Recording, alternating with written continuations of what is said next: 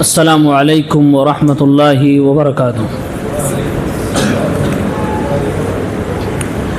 الحمد للہ وحدہ والصلاة والسلام علی من لا نبی بعدہ واشہد ان لا الہ الا اللہ وحدہ لا شریک لہ واشہد ان محمدا عبدہ ورسولہ وبعد۔ برادران اسلام، عزیز ساتھیوں، اسلامی ماں اور بہنوں، 11ویں تراویح آج پڑھ لی گئی ہے۔ اللہ تبارک و تعالی ہم سب کی عبادتوں کو قبول فرمائے۔ پارہ نمبر 11، اس کے اندر سورہ توبہ کی بقیہ آیات سے شروعات کی گئی ہے۔ اللہ کے نبی صلی اللہ علیہ وسلم کی زندگی میں ایک غزوہ پیش آیا تھا جس کو غزوہ تبوک کہتے ہیں۔ اس جنگ میں بڑی مشکلیں اٹھانی پڑی تھی۔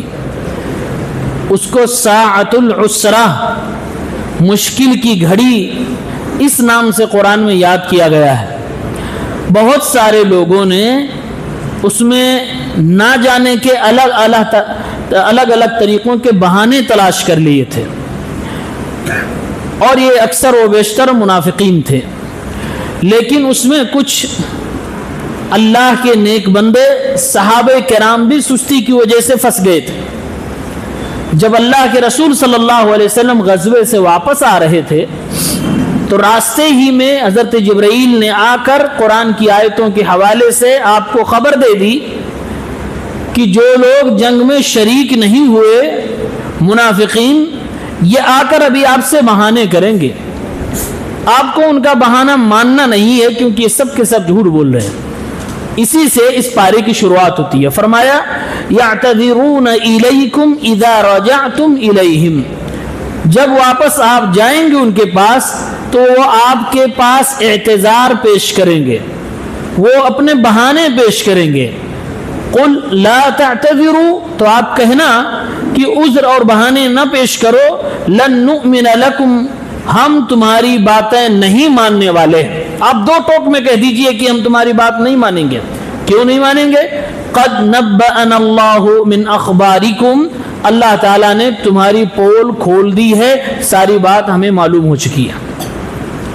اب جو بھی تم بہانے پیش کرو، ہم تمہاری بات ماننے والے نہیں۔ منافقین کی پول اللہ تبارک و تعالیٰ نے کھول دی، اس لیے اللہ کے نبی نے منع کر دیا۔ ہاں، اب تم کو تمہارے حال پہ چھوڑتے ہیں، آئندہ تمہارا رویہ چیک کریں گے۔ وَسَيَرَ اللَّهُ عَمَلَكُمْ، اللہ تعالیٰ تمہارے اعمال کو دیکھے گا، رویہ چیک کیا جائے گا۔ وَرَسُولُهُ، اور ظاہری حالت اس کے رسول بھی دیکھیں گے۔ ثُمَّ تُرَدُّونَ إِلَىٰ عَالِمِ الْغَيْبِ وَالشَّهَادَةِ، تمہیں تمہاری حالت پہ چھوڑ دیا گیا، کل قیامت کے دن جب اللہ تعالیٰ کے سامنے حاضر کیے جاؤ گے، فَيُنَبِّئُكُم بِمَا كُنتُمْ تَعْمَلُونَ، تو جو کچھ تم دنیا میں کیے ہو وہ تم کو بتائے گا۔ یہ تو منافقین کے حوالے سے گفتگو ہو گئی کہ جنہوں نے بہانے کیے تھے۔ میں نے کہا کہ کچھ صحابہ تھے جو سستی کی وجہ سے ابھی نکلیں گے رہ گئے، پیچھے چھوٹ گئے، لیکن ان کی نیت خالص تھی۔ اللہ کے نبی جنگ سے واپس آ رہے ہیں، سارے منافقین جھوٹ ملا کے اپنے اپنے بہانے تلاش کر رہے ہیں کہ ابھی آئیں گے، جا کے ہم یہ بہانہ کر کے اپنی چھٹی لے لیں گے۔ یہ 3 صحابہ کرام جو سستی کی وجہ سے چھوٹ گئے تھے، ہلال ابن امیہ، کعب بن مالک، مرارہ ابن ربیع، یہ 3 صحابی، یہ تینوں پلان کرتے ہیں کہ ہم اللہ کے نبی سے جھوٹ نہیں بولیں گے، ہم لوگ سچ اپنی بات بتلا دیں گے۔ جھوٹ بول کے کیا معاملہ حل ہونے والا ہے؟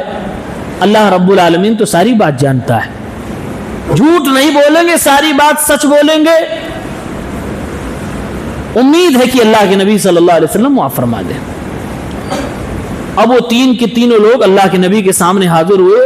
ادھر 80 سے زائد منافقون اپنے اپنے بہانے بتا کے سائڈ ہو رہے ہیں، ان کو ان کے حال پہ چھوڑا جا رہا ہے۔ یہ تین لوگ آئے اور کہنے لگے اللہ کے نبی صلی اللہ علیہ وسلم ہمارے پاس کوئی بہانہ نہیں ہے, ہم سستی اور کاہلی کی وجہ سے نہیں جا پائے, ہماری اپنی غلطی ہے. پوری سچ بات بتلا دی. اللہ کے نبی صلی اللہ علیہ وسلم نے ان کے اوپر ایکشن لیا, کہا تمہارے لیے جواب یہی ہے کہ تم کو تمہارے حال پہ اس وقت تک چھوڑتا ہوں کہ اللہ تعالیٰ فیصلہ فرمائے گا. میں اس بارے میں کوئی سزا تمہیں نہیں دینے والا, ہاں اتنا ضرور ہوگا کہ تمہارا سوشل بائیکاٹ کیا جائے گا. صحابہ سے آپ صلی اللہ علیہ وسلم نے فرما دیا کہ ان تینوں سے کوئی بات نہیں کرے گا, اور خود اللہ کے نبی صلی اللہ علیہ وسلم بات نہیں کرتے تھے. جب 40 دن گزر گئے تو اللہ کے نبی صلی اللہ علیہ وسلم نے خصوصی آرڈر بھیجا کہ ان کی بیویوں سے بھی کہہ دو کہ اپنے شوہروں سے الگ ہو جائیں, بیوی بھی الگ.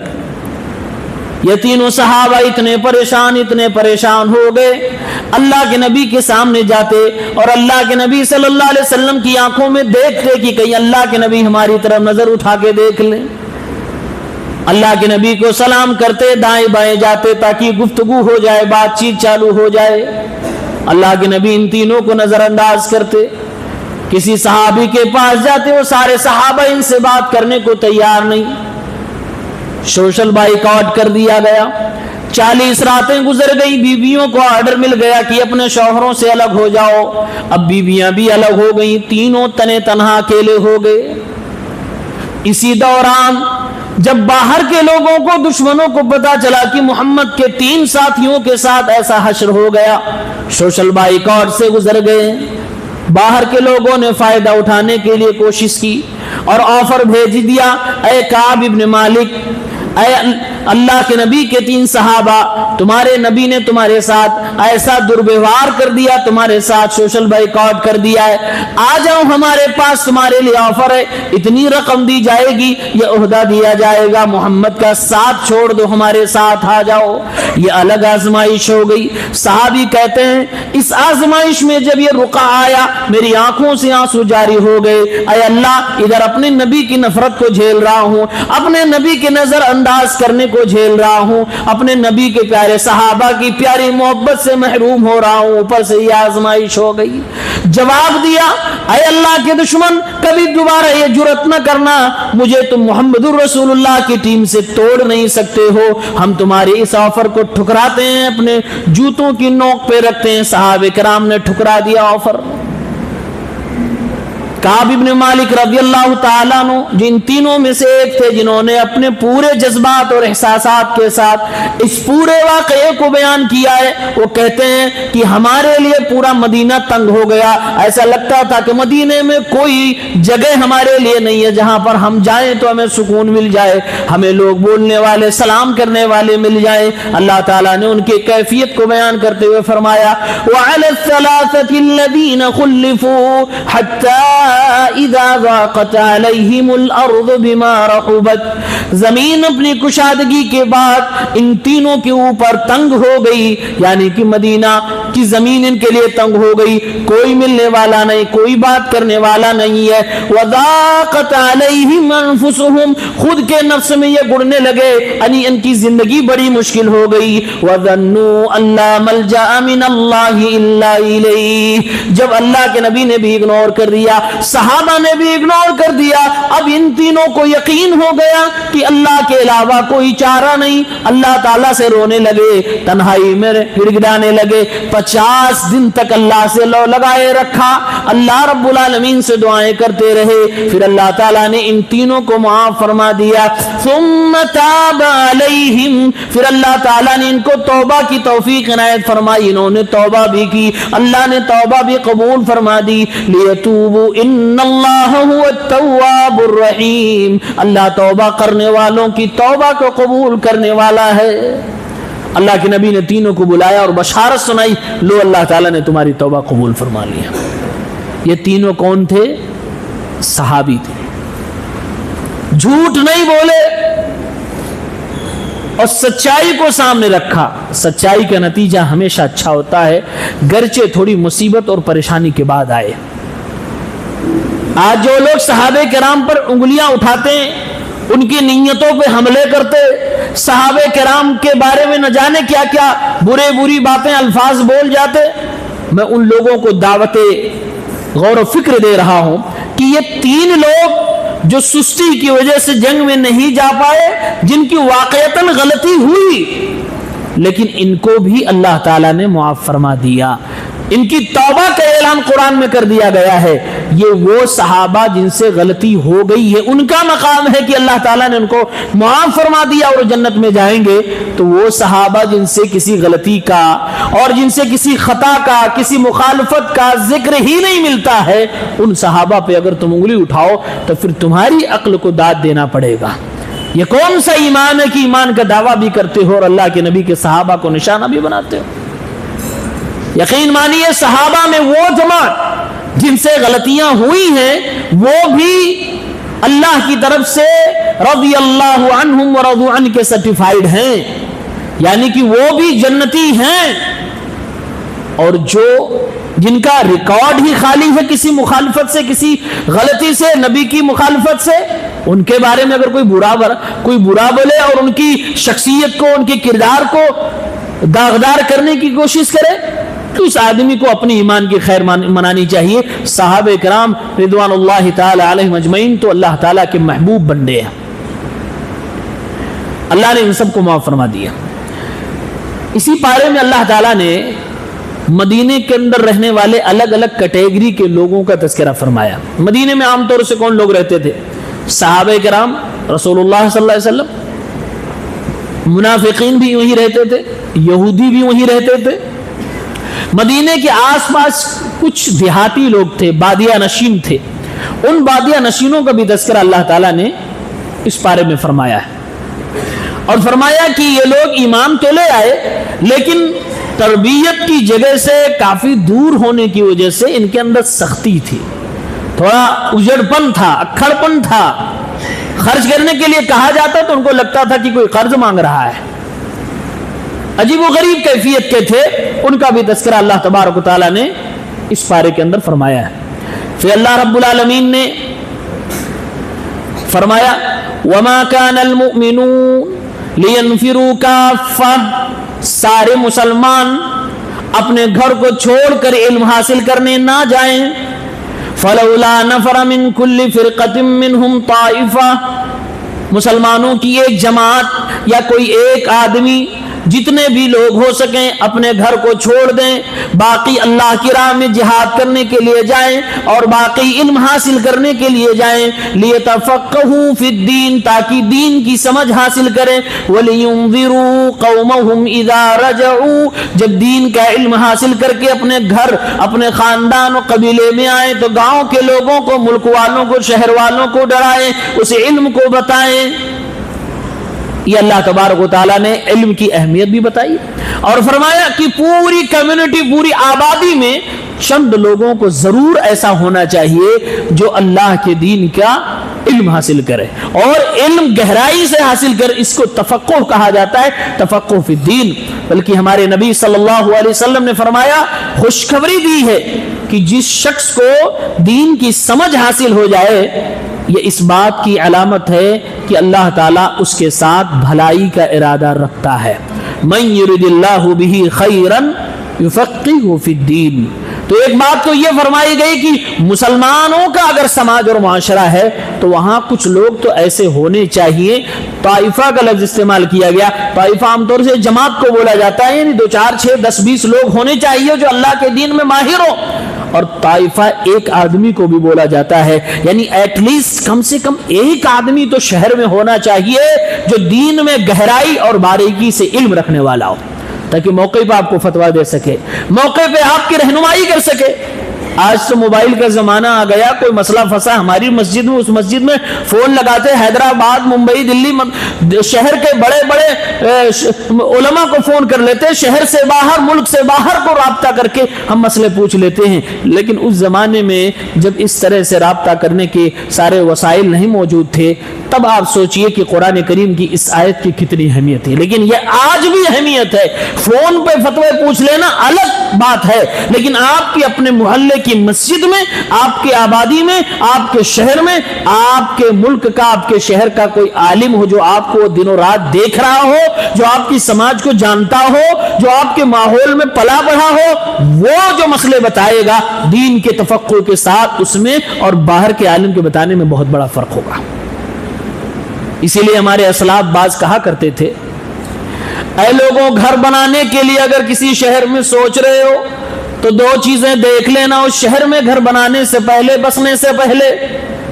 نمبر ایک، اس شہر کے اندر جب تم بیمار ہو جاؤ، تمہارے بال بچے بیمار ہو جائیں تو علاج و معالجہ کی سویدھا ہے کہ نہیں ہے؟ اچھے اور بہترین ڈاکٹر پائے جاتے ہیں کہ نہیں پائے جاتے ہیں؟ اگر اچھے ڈاکٹر نہیں ہوں گے تمہارا نقصان ہو جائے گا۔ دوسری چیز یہ دیکھ لینا کہ جب تم لوگوں کو روحانی بیماری آ جائے، یعنی کہ تمہارے دین پہ کوئی حملہ کرنے لگے، شہوات اور شبہات کا فتنہ پھیلنے لگے، تو تم کو سنبھالنے والا، سمجھانے والا اللہ کے دین کا کوئی ماہر ہے کہ نہیں ہے؟ کیونکہ اگر اس معاشرے اور شہر میں کوئی ڈاکٹر نہیں ہوگا تو تم مر جاؤ گے، اور اگر کوئی عالم اس شہر میں نہیں ہوگا تو تم بگڑ جاؤ گے۔ بگڑو نہ، مرو نہ، جسمانی بیماری نہ ہو، روحانی بیماریاں نہ ہو، اس کے لیے ان دونوں کا ہونا ضروری ہے۔ ڈاکٹر کا ہونا بھی ضروری ہے، ایک اچھے عالم کا ہونا ضروری ہے۔ ایک روحانی علاج کرتا ہے، ایک جسمانی علاج کرتا ہے۔ ہمارے اسلاف یہ دونوں چیزیں دیکھ کے پھر اپنا گھر بسایا کرتے تھے۔ اللہ فرما رہا ہے کہ جائیں، سیکھیں، اور سیکھنے کے بعد کیا کرنا ہے؟ فرمایا لِيُنذِرُوا قَوْمَهُمْ إِذَا رَجَعُوا۔ ایسا نہیں کہ گئے دلی، گئے ممبئی، مالیگاؤں، بڑے بڑے مدرسے میں پڑھ کے آئے اپنے گھر، اور اس کے بعد جو پڑھا اپنی سرٹیفکیٹ اپنی فائل میں رکھا، بھول گئے کہ میں پڑھ کے آیا ہوں۔ محلے والوں کو نہیں پتا کہ یہ پڑھ کے آیا، کسی کو نہیں پتا۔ کیوں؟ اس لیے کہ اپنی زبان پہ تالا لگا رکھا ہے، کسی کو نہ لینا نہ دینا، کسی کو کچھ نہیں، ایک آیت بھی نہیں بتا رہا ہے۔ یہ غلط ہے، یہ غلط ہے۔ علم حاصل کرنے کے بعد اگر آپ کے علاقے میں کوئی عالم نہیں ہے تو فرض ہے اس عالم پر کہ وہ لوگوں کو اللہ کے قریب بلائے، دین کی تبلیغ کرے۔ اللہ نے فرمایا لِيُنذِرُوا قَوْمَهُمْ إِذَا رَجَعُوا۔ علم حاصل کرنے کا مقصد ہی یہی ہے کہ جب اپنے یہاں لوٹ کے جاؤ تو لوگوں کو دین کے حوالے سے اویئر کرو، ان کو جاگروک کرو۔ اب آدمی آئے اگر اپنا صرف خود ہی پڑھ لیا، اس کے بعد معاملہ ختم کر لیا، تو اللہ کے یہاں اس کو جواب دینا پڑے گا۔ اللہ تعالیٰ نے قرآن کریم میں کل 4 مسجدوں کو بائی نیم ذکر کیا ہے، 4 مسجدوں کو نام کے ساتھ ذکر کیا ہے۔ کون کون مسجد ہیں؟ مسجد اقصی، سبحان الذی اسری بعبدہ من المسجد الحرام الی المسجد الاقصی، مسجد اقصی، اور اس سے پہلے مسجد حرام۔ 2 مسجدیں تو ہو گئی یہیں پر، اور اس کے بعد مسجد ضرار، اور چوتھی مسجد قباء۔ نام باقاعدہ تو نہیں ہے لیکن اتنا سٹیک اللہ تعالیٰ نے وہاں پر گفتگو کی ہے کہ پتہ چل جائے گا کہ یہ مسجد قباء ہی ہے۔ بعض علماء نے اس سے مراد مسجد نبوی بھی لے لیا ہے، بہرحال راجح قول کے مطابق مسجد قباء۔ تو یہ 4 مسجدوں کا ذکر، مسجد حرام، مسجد اقصی، مسجد قباء، مسجد ضرار۔ مسجد ضرار کیا ہے؟ باقی 3 مسجدیں جو ذکر گئی سب کا ثواب ہے۔ مسجد حرام کا ثواب میں نے بتایا کہ پڑھنے میں 1 وقت کی نماز کا ثواب 1 لاکھ، مسجد نبوی کا 1 وقت 1000، اور مسجد اقصی کا 500، مسجد قباء کا 1 عمرے کا ثواب ہے۔ 1 وقت کی نماز، چاہے سنت ہو، نفل ہو یا فرض ہو، 1 وقت کی نماز کا ثواب کیا؟ 1 عمرے کا ثواب ہے۔ ایک مسجد ضرار بھی قرآن میں منشن کری گئی ہے، لیکن ہائے اس کے بنانے والوں کی نیت کتنی خراب تھی۔ مسجد تو وہی ہے نا، وہی اینٹ، وہی پتھر، وہی گھاس پھوس، وہی لکڑیاں لگی ہیں، وہی زمین، وہی مدینہ، لیکن بنانے والے کرپٹ تھے، لہذا یہ واحد سنگل وہ مسجد ہے جس میں نماز پڑھنا اپنے نبی کے لیے حرام تھا۔ ہمارے نبی صلی اللہ علیہ وسلم کو باقاعدہ حکم دے دیا گیا، اے میرے پیغمبر آپ نماز نہ پڑھیے گا اس کے اندر۔ نماز پڑھنا تو دور کی بات ہے، آپ اس مسجد میں جا کر کھڑے بھی مت ہوئیے گا، کہیں ایسا نہ ہو بنانے والے آپ کے وہاں نماز پڑھنے اور کھڑے ہونے سے ایڈورٹائز کر کے اس مسجد کو مسلمانوں میں عام کر جائے۔ چنانچہ باہر کے کچھ عیسائی اور یہودی جو مدینہ چھوڑ کے بھاگ چکے تھے اللہ کے نبی کے خوف سے، ڈر سے، مسلمانوں کے ڈر سے، وہ اپنے دل میں دشمنی رکھ رہے تھے کہ کیسے مدینہ کو برباد کیا جائے۔ برباد کرنے کے لیے وہاں پر اپنے جاسوس بٹھانے ضروری تھے، لیکن منافقین تو پہلے سے موجود تھے۔ منافقین کو ڈر یہ تھا کہ نماز مسجد نبوی میں پڑھیں گے، مسلمانوں صحابہ کے درمیان رہیں گے تو پکڑے جائیں گے، کوئی بات بولتے تو پکڑ لیے جاتے۔ یہ لوگ پلان کیے کوئی ایسی جگہ بنائی جائے کہ مسلمانوں کو شبہ بھی نہ ہو اور وہاں پر ہم اپنے من کی باتیں بھی کر سکیں، ہمارے اندر جو اسلام کے خلاف دشمنی ہے وہ دشمنی ہم نکال بھی سکیں، باہر کے دوستوں کو بلا بھی سکیں، جاسوسوں کو جگہ رہنے کے لیے مل بھی جائے۔ تو اگر ایسا کوئی کام کیا گیا تو پکڑے جائیں گے۔ کوئی پنچایت گھر، کوئی اگر اسٹیشن، کوئی بھی ہوٹل بنایا گیا تو پکڑ لیے جائیں گے۔ لہٰذا مسجد بنایا جائے، مسجد بنایا جائے۔ دین کے نام پہ مسلمانوں کو دھوکہ دینا بہت آسان ہے، اور یہ آج کا کام نہیں ہے، یہ مدینہ سے چلا آ رہا ہے، منافقوں نے شروع کیا تھا۔ دین کے نام پہ دھوکہ دینا بہت آسان ہے، اور وہ دینی کام جتنا زیادہ دینی ہوگا اتنا ہی زیادہ آسانی سے آدمی دھوکے میں آ جاتا ہے۔ مسجد بنا ان لوگوں نے، بنا کے مسجد کھڑی کر دی۔ ادھر اللہ کے نبی صلی اللہ علیہ وسلم جنگ میں جا رہے ہیں، اسی غزوہ تبوک میں، راستے میں اللہ کے نبی ہیں، آ گئے یہ لوگ مسجد کے ذمہ دار۔ اللہ کے رسول صلی اللہ علیہ وسلم، ہاں جی مسجد ایک بنائی ہے، آپ چل کے اس کا ادگھاٹن کر دیں، آپ چل کے اس میں 2 رکعت نماز پڑھ لیں، ایک بار آپ نماز پڑھ دیں۔ اللہ کے نبی، ہم چاہتے ہیں، ہماری دلی تمنا کی آپ یہاں نماز پڑھ۔ دیکھ رہے ہیں مکاری، مکاری دیکھ رہے ہیں، کرپشن سے بھرے ہوئے لوگ کیا کر رہے ہیں؟ نبی کریم صلی اللہ علیہ وسلم سے نماز پڑھوا کے مسلمانوں میں ایڈورٹائز کریں گے کیا کہ دیکھو ایکسپٹڈ ہے نبی کے نزدیک، تم لوگ یہاں بھی نماز پڑھنے آیا کرو، قباء میں جاتے ہو، مسجد نبوی میں جاتے ہو، یہاں بھی آیا کرو۔ اللہ کے نبی صلی اللہ علیہ وسلم جلدی میں تھا، آپ نے فرمایا ٹھیک ہے میں جا رہا ہوں جنگ میں، جنگ سے واپس آنے کے بعد انشاءاللہ ضرور میں پڑھوں گا۔ چلے گئے، واپس آ رہے تھے، اللہ تبارک و تعالیٰ نے پہلے ہی بتا دیا، اے میرے نبی جن لوگوں سے آپ وعدہ کر کے آ گئے ہو، اے میرے نبی وہ اچھے لوگ نہیں ہیں، وہ کرپٹڈ لوگ ہیں، وہ منافقین ہیں۔ والذین اتخذوا مسجدا ضرارا وکفرا وتفریقا بین المؤمنین وارصادا لمن حارب اللہ ورسولہ من قبل۔ اے نبی صلی اللہ علیہ وسلم، جس مسجد میں نماز پڑھنے کے لیے آپ سے کہا گیا ہے اس مسجد کے بنانے والوں کی نیت بھی آپ جان لیجئے۔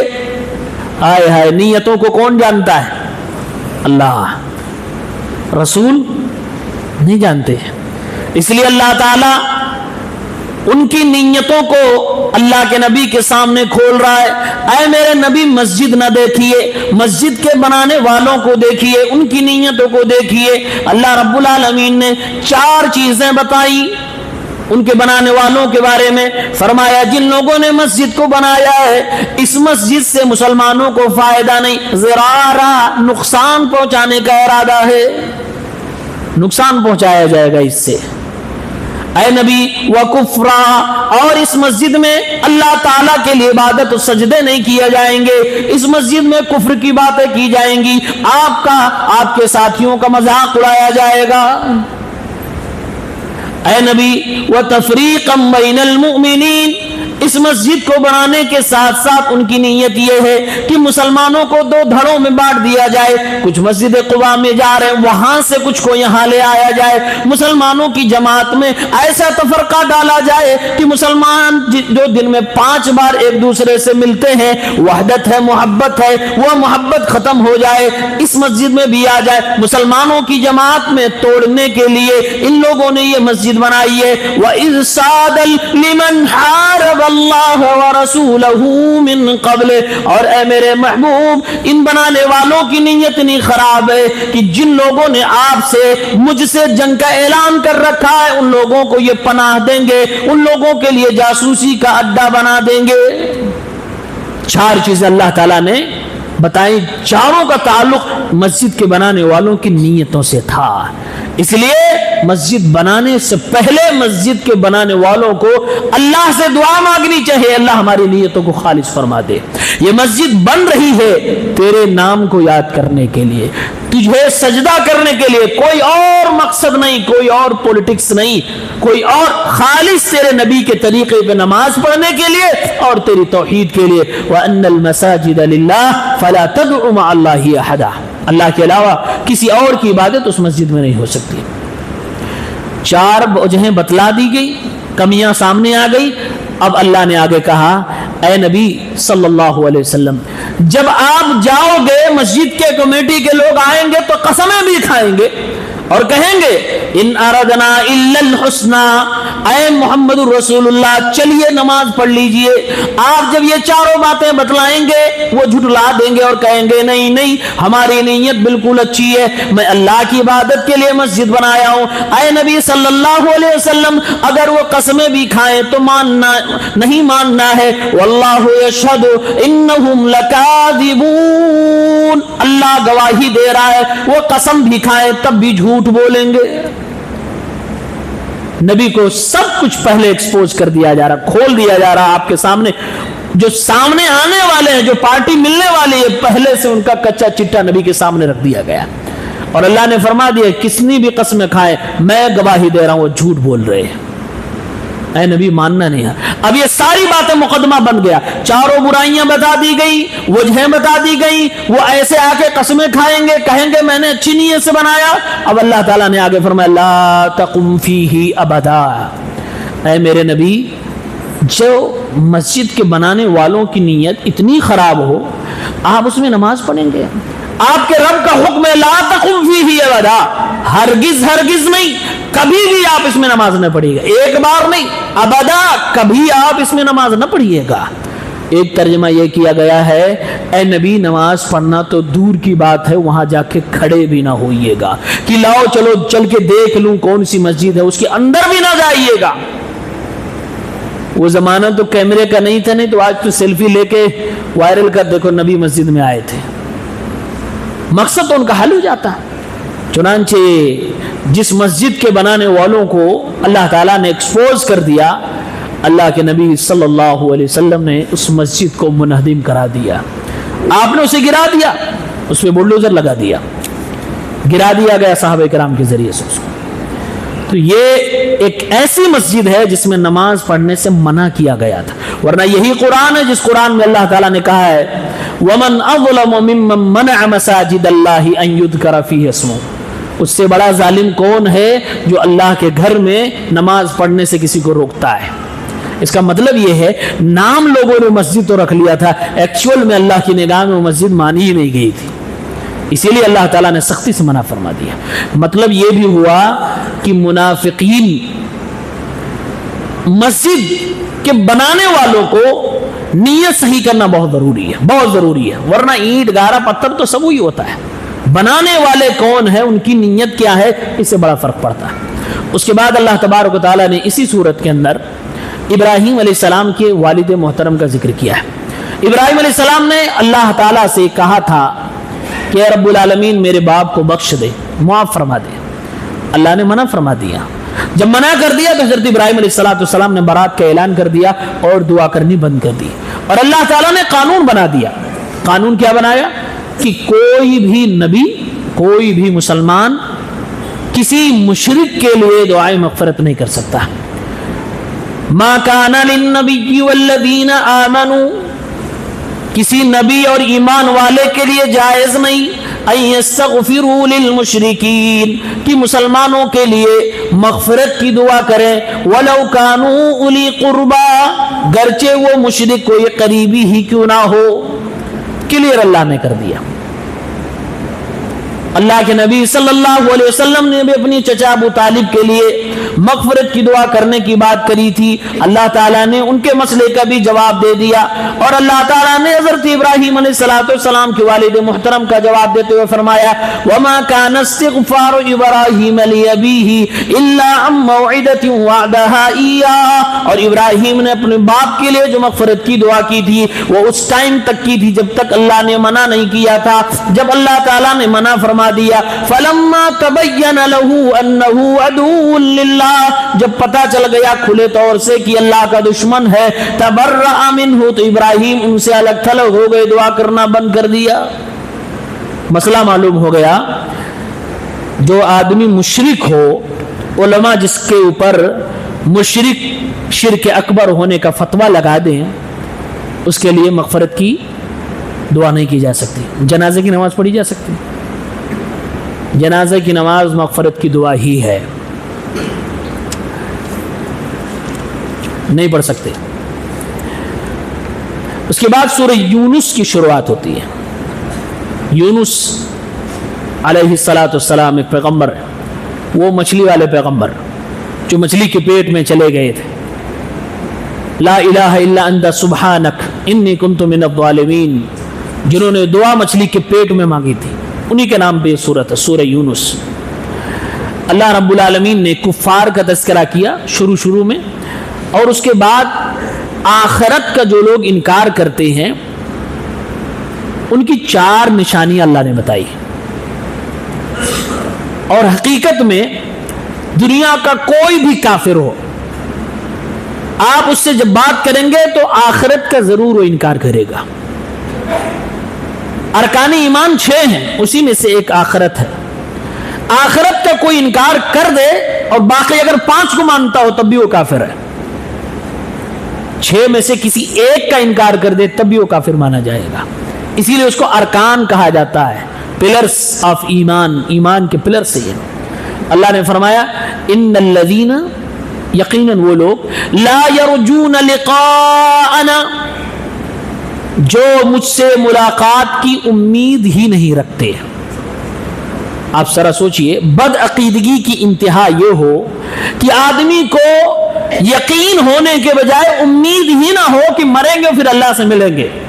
ایسا بندہ کبھی ڈرے گا کسی سے؟ اس کو آپ یہ کہو کہ بھائی یہ نیک کام کرو تم کو مرنے کے بعد بدلہ ملے گا, کوئی اثر کرے گا؟ کچھ نہیں. اس کو کہو یہ برائی چھوڑ دو اور نہ مرنے کے بعد سزا ملے گی, اس کو ڈر لگے گا؟ کچھ نہیں. اس کو نہ ثواب اور نہ عذاب, دونوں سے کوئی فرق نہیں پڑنے والا, کیونکہ اس کو امید ہی نہیں کہ اللہ سے ملنا ہے. تو پہلی نشانی ہے منکر آخرت کہ وہ اللہ سے ملنے کی امید چھوڑ چکا ہوگا, اس کو امید بھی نہیں, جبکہ یقین ہونا چاہیے کہ اللہ سے ملنا ہے ایک دن. وَرَضُوا بِالْحَيَاةِ الدُّنْيَا, اور دنیا کی زندگی سے وہ راضی ہو چکا ہوگا. آخرت جب وہ بھول چکا ہے اس کے پاس کیا بچا ہے پھر؟ دنیا. پھر وہ دنیا کی زندگی سے راضی ہو چکا ہوگا. آدمی اگر آخرت کو بھلا دے اور صرف دنیا کی زندگی سے راضی ہو جائے تو اس آدمی کو جب جسمانی سکون ملے گا اسی میں مزہ پا جائے گا, روحانی سکون ملے نہ ملے اس کو اس سے کوئی سروکار نہیں ہوگا. جسمانی لذت کے لیے مر رہا ہوگا, شہوت خواہشات کو پوری کرنے کے لیے مر رہا ہوگا. یہ دنیا سے راضی ہونے کا مطلب ہے. آدمی کو اگر آخرت کی فکر نہ ہو تو وہ اپنی شہوت, اپنی خواہش یہی پورا کرنے میں لگا رہتا ہے. اور آگے اللہ نے فرمایا وَاطْمَأَنُّوا بِهَا, صرف دنیا کی زندگی سے راضی نہیں ہوا ہے بلکہ اسی پہ وہ اطمینان بھی کر چکا ہے, اسی پہ سیٹسفائی ہو گیا. نہیں, میں یہی رہوں گا, آخری پناہ میری ہے. آدمی اطمینان کب کرتا ہے؟ جب سمجھ لیتا بس دس از دا اینڈ. مسلمانوں کو دنیا میں اطمینان کیوں نہیں ہے؟ دنیا کی چیزوں سے اطمینان کیوں نہیں ملتا ہے؟ کیونکہ مسلمان جانتا ہے ہماری آخری پناہ یہاں نہیں ہے. اسی لیے مسلمان کو اطمینان قرآن سے ملتا ہے, ذکر الہی سے ملتا ہے, کیونکہ اس کا آخری پناہ گاہ اللہ تبارک و تعالیٰ کے پاس. اور یہ دنیا دار انسان اپنی آخری پناہ گاہ دنیا کو سمجھ لیا ہے, جبکہ یہ اس کی بھول ہے, اس کی جہالت ہے. لیکن اللہ فرما رہا ہے دنیا میں اتنا مست ہو چکا ہے, اپنی جسم کو سکون پہنچانے میں، لذت کو پوری کرنے میں، شہوت کو پوری کرنے میں اتنا مگن ہو گیا ہے کہ دنیا ہی کو آخری پناہ گاہ سمجھ لیا، اس لیے اسی میں اطمینان حاصل کر رہا ہے، مطمئن ہو گیا، سیٹسفائی ہو گیا۔ اللہ تبارک و تعالیٰ نے یہ چیزیں بتلانے کے بعد فرمایا جو آدمی مجھ سے ملنے سے نا امید ہو جائے، دنیا سے بالکل خوش ہو جائے اور دنیا ہی میں مطمئن سیٹسفائیڈ ہو جائے، اگر یہ تین برائیاں انسان کے اندر آ گئی ہیں تو اس کی ایک وجہ ہے۔ وجہ کیا ہے؟ والذین هم عن آیاتنا غافلون، وہ ہماری آیتوں سے غافل ہو چکے ہیں۔ آیت دوسری، آیت کونیہ، آیت شرعیہ۔ اللہ تعالیٰ کی قدرت کے مظاہر کو دیکھ کر کوئی نصیحت نہیں حاصل کرتے، اللہ کے کلام کو پڑھتے ہی نہیں، اور اگر پڑھتے تو کوئی نصیحت نہیں حاصل کرتے۔ یہ چار چیزیں اللہ تعالیٰ نے آخرت کے انکار کرنے والوں کے بارے میں بتلایا۔ مجھ سے ملنے کی امید نہیں ہے، دنیا سے بالکل خوش ہو چکے ہیں، اسی میں مطمئن ہو چکے ہیں، اور مجھ سے اتنے دور ہو چکے ہیں کہ میری آیتوں پہ غور ہی نہیں کر رہے ہیں، غافل ہو گئے ہیں۔ فرمایا اولئک مأواہم النار بما کانوا یکسبون، ایسے لوگوں کا ٹھکانہ جہنم ہے ان کے اسی کرتوتوں کی بنیاد پر۔ وہ دنیا کو اپنی آخری پناہ گاہ سمجھ چکا ہے، لیکن اللہ فرمایا نہیں، مأواہم النار، اس کی آخری پناہ گاہ جہنم بنے گی۔ دنیا میں رہنا ہے، جینا بھی ہے، اور سکون و اطمینان سے رہنا ہے، لیکن آخرت کے لیے ہمیشہ بے چین رہنا ہے کہ کیسے ہماری آخرت بن جائے، اس کے لیے نیکیاں کرنی یا گناہوں سے بچنا ہے۔ یہی مومن اور کافر میں فرق ہے۔ پھر اللہ تعالیٰ نے نیک عمل کرنے والوں کی بھی کچھ باتیں ذکر کی اور فرمایا ان الذین آمنوا وعملوا الصالحات یہدیہم ربہم بایمانہم، جو ایمان لائے نیک عمل کرتے ہیں اللہ تعالیٰ ان کو ہدایت دیتا ہے، دنیا میں نیکی کرنے کی ہدایت دیتا ہے، توفیق عطا فرماتا ہے، اور آخرت میں جانے کے بعد پل صراط پر پار کرنے کی بھی ہدایت دے گا، جنت تک جانے کا طریقہ بھی بتلائے گا۔ کیوں؟ بِإِيمَانِهِمْ، ان کے ایمان لانے کی وجہ سے۔ با سببیہ ہے، علماء نے فرمایا با سببیہ، بِإِيمَانِهِمْ، انسان نے ایمان جب قبول کر لیا تب اللہ تبارک و تعالیٰ اس کو ہدایت دینا چالو کر دیتے ہیں۔ کیا ہدایت؟ اب آگے آگے اللہ ہر موڑ پہ رہنمائی کرے گا، زندگی کیسے گزارنی ہے، غم میں ہو تو ایسے رہو، خوشی میں ہو تو ایسے رہو، تمہیں خوشیاں ملے تو یہ کرو، غم ملے تو یہ کرو، خوشی ملے تو یہ پڑھو، غم ملے تو یہ پڑھو، جگہ جگہ پر قدم قدم پر زندگی میں رہنمائی اللہ تبارک و تعالیٰ کرے گا، اور مرنے کے بعد پل صراط بھی پار پروائے گا۔ کیوں؟ بِإِيمَانِهِمْ، ایمان لانے کے سبب سے۔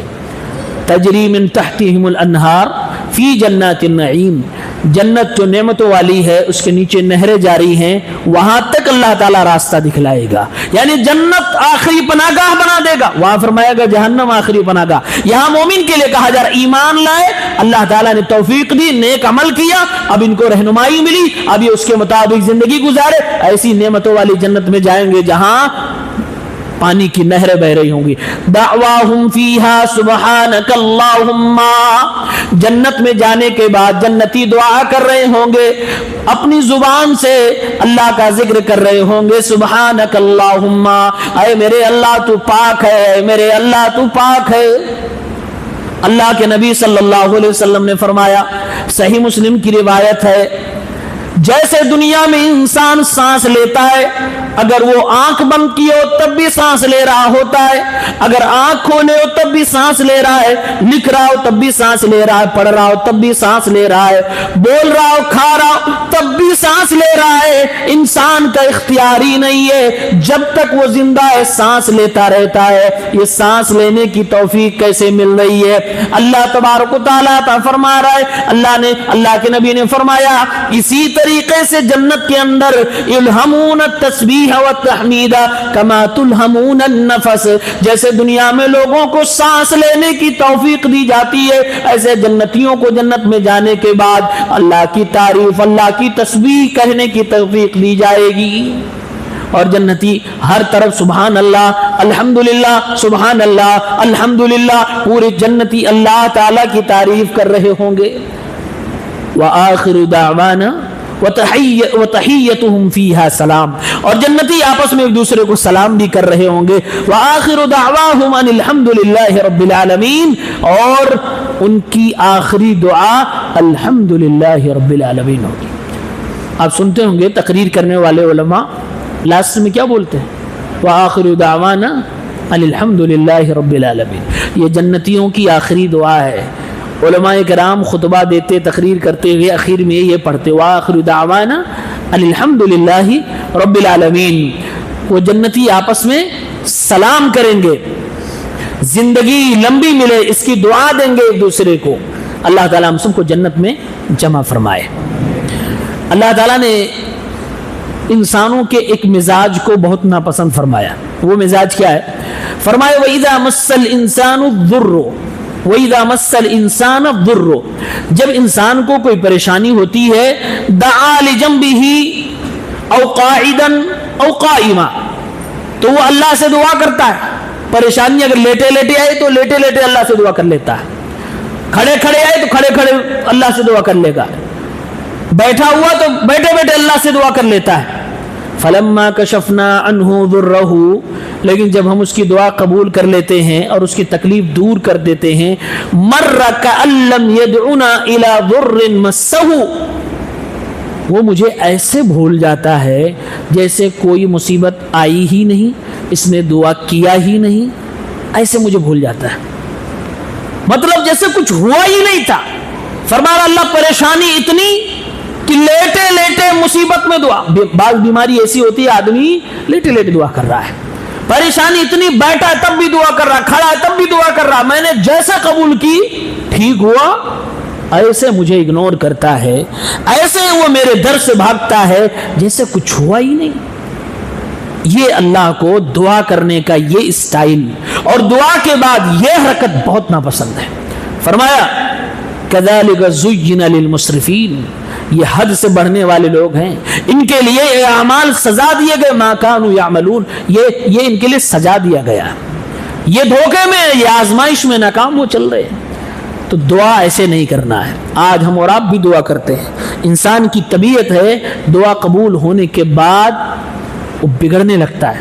رمضان ختم ہوگا دیکھنا، رمضان بھر دعا کر رہے ہیں، رمضان کے بعد بگڑنا چالو.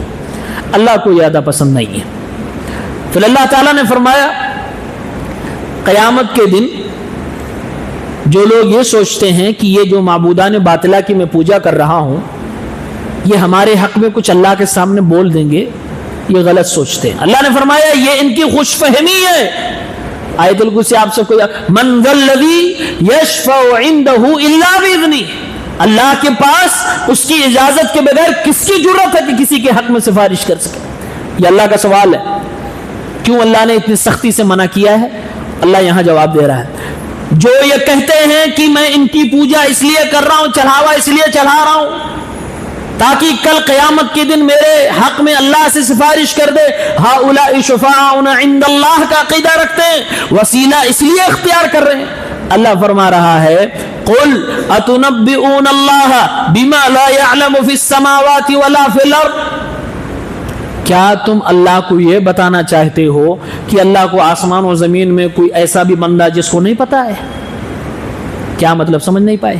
نہیں سمجھے. دیکھو قیامت کے دن اللہ جب فیصلہ کرے گا تو اللہ تو سب کے بارے میں جانتا ہے. فرشتے بٹھا رکھے لکھنے کے لیے، وہ الگ رجسٹر. اللہ پل پل کی خبر جانتا، وہ الگ، جو دل میں آتا وہ بھی جانتا ہے. اس کے باوجود اللہ تعالیٰ نبی سے سفارش کا موقع دے گا. سارے نیک لوگ سفارش کریں گے، فرشتے سفارش کریں گے. تو نبی کو جو شفاعت کا موقع مل رہا ہے، لوگوں کو جو شفاعت کا موقع مل رہا ہے، وہ اس لیے نہیں کہ اللہ کسی کے بارے میں نہیں جانتا تھا، نبی بتائیں گے کہ اللہ یہ نیک تھا تب اللہ کو پتہ چلے گا. نا، یہ مقصد نہیں ہے. مقصد نبی کو عزت دینا ہے، مقصد نبی کی سفارش لے کے نبی کو عزت دیا جائے اور اسی بہانے سے اللہ کے کچھ بندوں کو بخش دیا جائے. یہ مقصد ہے. اللہ کو معلومات دینا، اللہ کو گیان دینا، کسی کے بارے میں بتانا، یہ ہرگز مقصد نہیں ہے. اسی لیے اللہ نے فرمایا کیا تم جو یہ لوگوں کے بارے میں سوچتے ہو کل کو اللہ کے سامنے میری سفارش کریں گے اور اللہ سے کہیں گے اللہ یہ میرا دھوبی تھا، یہ میرے کپڑے دھوتا تھا، اے اللہ یہ میرے مزار پہ آتا تھا تو اس کو بخش دو۔ اللہ فرما رہا کہ کہو ان سے، کہو کیا آسمان و زمین میں کچھ ایسی بھی ایکٹیویٹی ہے جو اللہ کو نہیں پتا؟ تم بتاؤ گے تو پتا چلے گا۔ مطلب یہ ہوا اللہ جس کو پرمیشن دے گا، جس کو عزت دینا چاہے گا اس کو پرمیشن دے گا کہ آپ شفاعت کرو۔ جیسے میرے نبی سے کہا جائے گا اے نبی سر اٹھائیے، مانگیے جو مانگے چاہتے ہیں آپ کو دیا جائے گا، آپ شفاعت کریے آپ کی شفاعت قبول کی جائے گی۔ یہ نبی کا مرتبہ ہے، یہ نبی کا رتبہ ہے، اللہ کے علم میں اضافہ نہیں ہے۔ یہ شفاعت کے مسئلے میں سمجھنا ضروری ہے۔ پھر اللہ تعالیٰ نے دنیا کی بہت پیاری ایک مثال دی ہے۔ کیا مثال ہے؟ عجیب و غریب مثال ہے۔ فرمایا انما مثل الحیات الدنیا، دنیاوی زندگی کی مثال کما ان انزلناہ من السماء، اس پانی کی طرح جس کو میں آسمان سے اتارتا ہوں، فاختلط به نبات الارض مما یاکل الناس والانعام، پھر وہ پانی زمین کے ساتھ ملتا ہے اور پھر اس سے پودے نکلتے ہیں، اناج نکلتے ہیں جس سے انسان بھی کھاتے، چوپائے بھی کھاتے، حتی اذا اخذت الارض زخرفها، یہاں تک کہ زمین خوبصورت ہو جاتی، لہلہا جاتی، وزینت اور خوب مزین ہو جاتی، وظن اہلها انہم قادرون علیہا، اور زمین کے مالک یہ سمجھنے لگتے ہیں کہ اب کاٹنے کا وقت ہو گیا، اب ہمارے پاس مال آنے کا وقت ہو گیا، اتاہا امرنا لیلا او نہارا، اسی میں میری طرف سے رات یا دن میں کوئی معاملہ آ جاتا ہے، عذاب آ جاتا ہے، کوئی معاملہ ہو جاتا ہے، فجعلناها حسیدا، ہم اس کو ایسے بنا دیتے ہیں جیسے کاٹ لیا گیا اور سب کچھ ختم ہو جاتا ہے، کأن لم تغنا بالامس، جیسے کہ کل اس زمین پہ کچھ تھا ہی نہیں، کذالک نفصل الآیات لقوم یتفکرون، یہ دنیا کی زندگی کی مثال ہے، سمجھو کیسے۔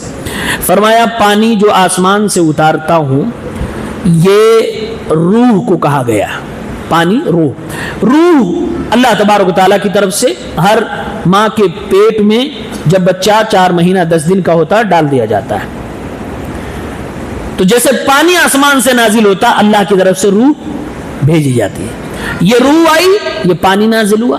اللہ نے فرمایا پھر یہ پانی زمین کے ساتھ مل کر پودے اگاتا ہے، مٹی اور پانی، پودے اگتے ہیں، پھر یہ روح جسم کے ساتھ مل کر ایک انسان بن جاتا ہے، اب وہ پیدا ہو گیا، جیسے ادھر مٹی اور پانی ملے پودے ہوئے، ادھر روح اور جسم ملے انسان کھڑا ہو گیا، چلنے لگا۔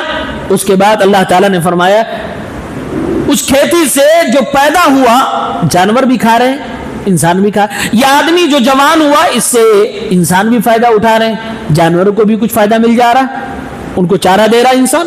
اس کے بعد فرمایا حتی اذا اخذت الارض زخرفها، جب یہ پودے خوب بالکل چرم سیما پہ آ گئے، پھل والے بن گئے، بالکل حسین و جمیل ہو گئے، زخرف ہو گئے، سجا دیے گئے، بالکل اسی طریقے سے جب یہ بچہ بڑے بڑے ہوتے ہوتے جوان ہو گیا، جوانی خوبصورتی ہے، تشبیہ دیکھی اللہ تعالیٰ کی، جب وہ زمین سے پودا نکل کے لہلہاتا ہے اور اس کے اوپر وہ جو پھل اور دانے اور اناج آنے لگتے ہیں، اللہ نے فرمایا یہ انسان کی جوانی ہے، انسان جوان ہوگا، وَزَيَّنَّتْ، اور پھر وہ پھل اپنے دانے اور اناج کو پھر پکانے لگتا ہے اور وہ دانا اور اناج اور پھل پک جاتا ہے، بالکل خوبصورت ہو۔ پھر یہ جوان جو ابھی جوان ہوا تھا یہ کہیں اسکل سیکھ رہا ہے، کہیں کاروبار کرنے کی کوشش کر رہا ہے، کہیں جاب ڈھونڈ رہا ہے، اب ادھر جاب بھی مل گیا، کاروبار بھی مل گیا، اسکل بھی مل گیا، ادھر کھیتی تیاری ہو گئی۔ اللہ نے فرمایا کھیتی تیار ہو گئی، کھیتی کے مالکوں نے سمجھ لیا کہ ہم اب قابل ہو گئے کہ اس کو اب لائیں اپنے گھر میں، کھائیں، مزے اڑائیں۔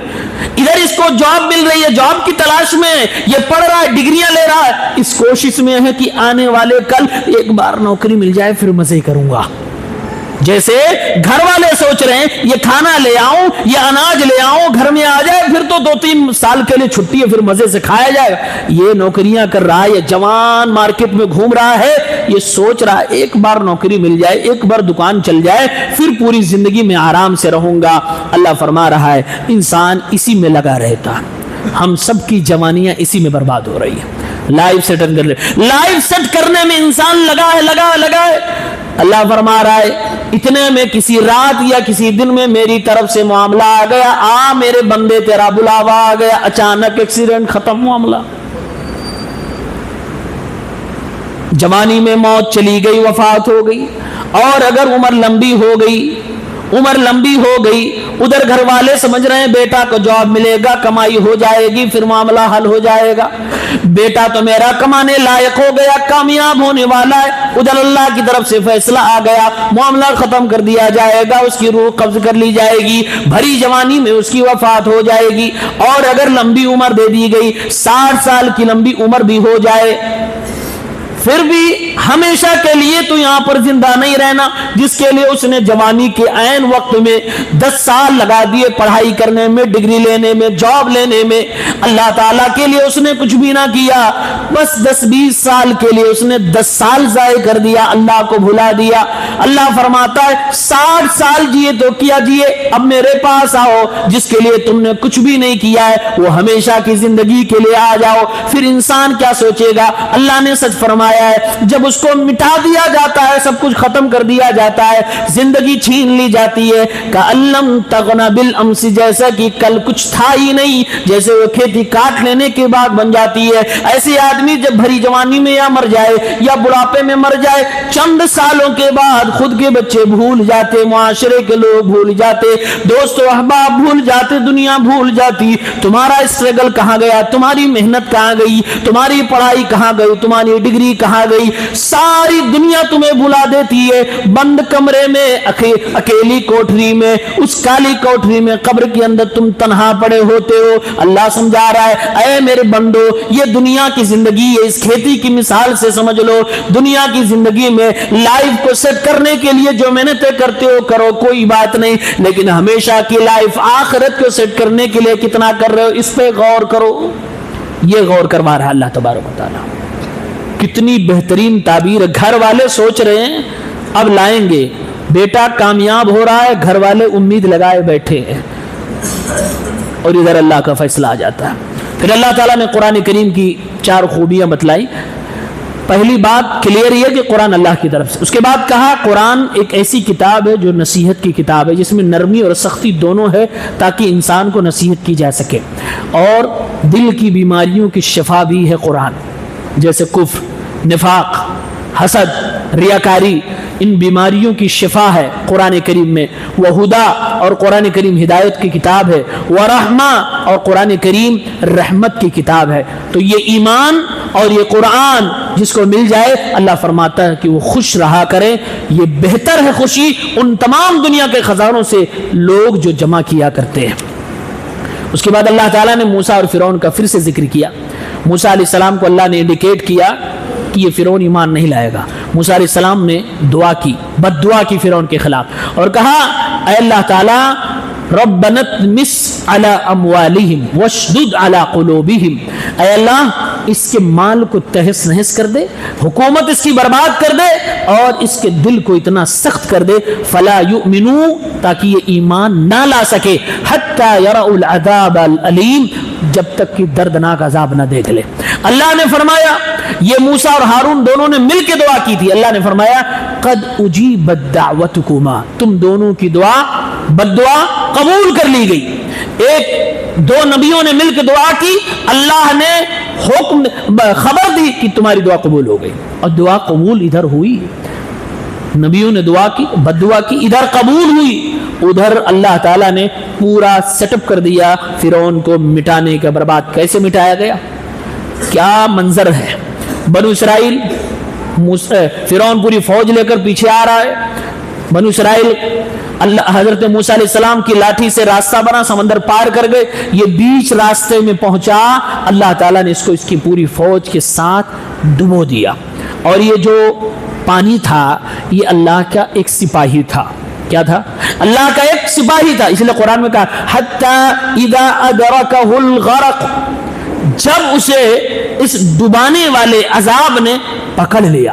ایسا لگتا ہے یہ ڈبانے والا جو عذاب ہے کوئی سپاہی تھا جس نے اس کو پکڑ لیا اور پھر اللہ تعالیٰ نے اس کو پانی کے اندر ڈبو کے مارا.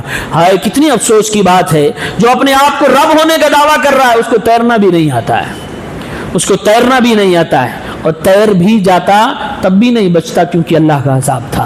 بہرحال اس کو ڈبو دیا گیا. پھر کہہ رہا 3 طریقے سے میں ایمان لا رہا ہوں انہ لا الہ الا الذی، کہ اللہ کے علاوہ کوئی معبود برحق نہیں ہے، اس اللہ آمنت بھی بنو اسرائیل جس پر بنو اسرائیل ایمان. 3 طریقے سے اپنے ایمان کا اظہار کرتا ہے اور کہتا وَأَنَا مِنَ الْمُسْلِمِينَ، میں اب مسلمان بنتا ہوں. اللہ نے فرمایا الْآنَ وَقَدْ عَصَيْتَ قَبْلُ وَكُنْتَ مِنَ الْمُفْسِدِينَ، اب ایمان قبول کر رہے ہو. جو موسیٰ علیہ السلام نے دعا مانگی تھی، اللہ دل اتنا سخت کر جب تک دردناک عذاب نہ دیکھ لے ایمان نہ قبول کرے. دردناک عذاب دیکھا، ڈوبا، تب اس نے ایمان قبول کیا، لیکن اللہ تعالیٰ نے کہا اب ایکسیپٹیبل نہیں ہے. اسی لیے ہمارے نبی صلی اللہ علیہ وسلم نے فرمایا ہے کہ جب تک آدمی موت کے غرغرے تک نہ پہنچے اس سے پہلے اگر توبہ کرے توبہ قبول ہو جائے گی. عین جان نکلنے کے وقت اللہ تبارک و تعالیٰ انسان کی توبہ قبول نہیں فرماتا ہے. اللہ کے نبی صلی اللہ علیہ وسلم سے حضرت جبریل کہتے ہیں کہ مجھے فرعون سے اتنی نفرت تھی کہ جب اللہ تعالیٰ نے آرڈر کیا کہ فرعون کو ڈبایا جائے، سمندر کے پانی میں اس کو ڈبویا جائے، حضرت جبرائیل اللہ کے نبی سے کہتے ہیں اے نبی کاش کی اس وقت آپ مجھے دیکھتے، میں کتنی بری طریقے سے اس کو عذاب دے رہا تھا. انا آخذ من حال البحر، میں سمندر کے کچڑوں کو اٹھا کر فی فم فرعون، فرعون کے منہ میں ٹھوس رہا تھا. سمندر کے کچڑے فرعون کے منہ میں ٹھوس رہا تھا. مخافت ان تدرکہ الرحمہ، میں اتنی جلدی اس کو اس لیے عذاب دے رہا تھا، مجھے ڈر لگ رہا تھا کہیں اللہ اس پر رحم نہ کھا جائے، کہیں یہ بچانے لیا جائے. آخری ٹائم پہ ایمان کی بات کر رہا تھا. سلسلہ صحیحہ کے اندر علامہ البانی نے اس حدیث کو صحیح کہا ہے. جبرائیل علیہ السلام کو نفرت فرعون سے تھی. فرعون ڈبو دیا گیا، سلطنت تباہ کر دی گئی، برباد کر دی گئی. اس کے بعد اللہ تبارک و تعالیٰ نے اور بھی کچھ باتیں اس کے اندر ذکر کی ہیں. اللہ تبارک و تعالیٰ سے دعا ہے رب العالمین ہم سب کو دین اسلام پر باقی رکھے، ہمارا خاتمہ اسی پر ہو. رب العالمین ہم سب کو زندگی کی حقیقت سمجھنے کی توفیق دے، آخرت کی تیاری کرنے کی توفیق دے. آمین یا رب العالمین.